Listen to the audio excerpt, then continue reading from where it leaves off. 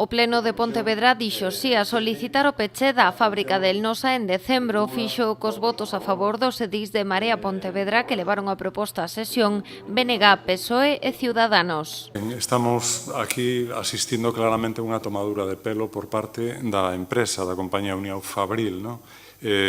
Unha tomadura de pelo a todos os cidadáns residentes na contorna de Pontevedra e tamén aos traballadores. Esta empresa mercou el Nosa como outro grupo, por certo, fixo con Ence, sabendo que en 2018 remataba a súa vida no desaxeitado emprazamento que tiña, non?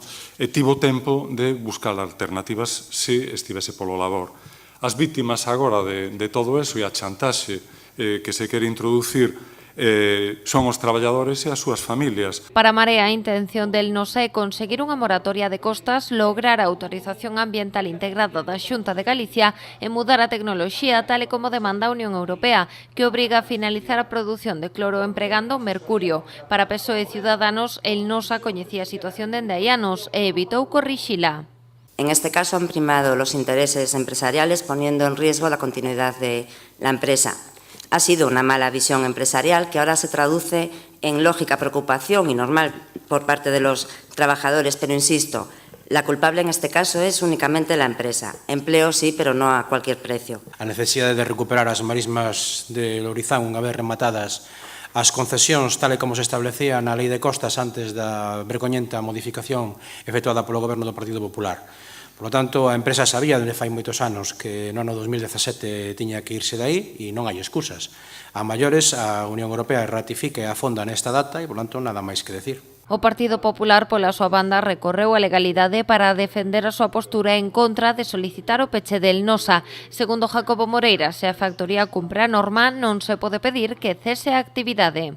Es verdad que hai unha fecha tope aí, cercana ya, que es el 11 de diciembre de este año, en la cual, sea como sea, la empresa tendrá que cesar su actividad con la tecnología actual de producción de cloro, con la tecnología de mercurio. Eso es impepinable, así tendrá que ser. Pero es verdad que la empresa, pues al amparo de la legislación, tiene una planificación, está solicitando las autorizaciones oportunas para hacer ese cambio de tecnología y, por lo tanto, lo que hay que hacer es apoyar a las administraciones a que hagan cumplir la ley. Y si una empresa cumple todo lo que dice la ley, tiene todos los permisos y tiene la autorización perceptiva de otras administraciones para poder seguir donde está, ¿cuál es el motivo para decirle que no? Es más, ¿cuál es el motivo para incumplir la lei? Pola súa banda, Carme da Silva foi taxante nesta cuestión e asegurou que o Goberno local usará todas as ferramentas ao seu alcance para evitar que el Nosa continúe na ría de Pontevedra. Imos actuar con toda a contundencia que teñamos a disposición para impedir que el Nosa permaneza nesa ubicación. E saben exactamente moi ben por qué.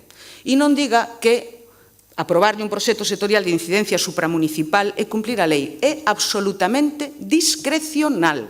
Eu entendo que vostede está falando neste momento por boca do PP e por boca da empresa. As dúas cousas, porque se confunden. Neste proceso de Ence e el Nosa confúndense. Pero non intente convencernos os demais.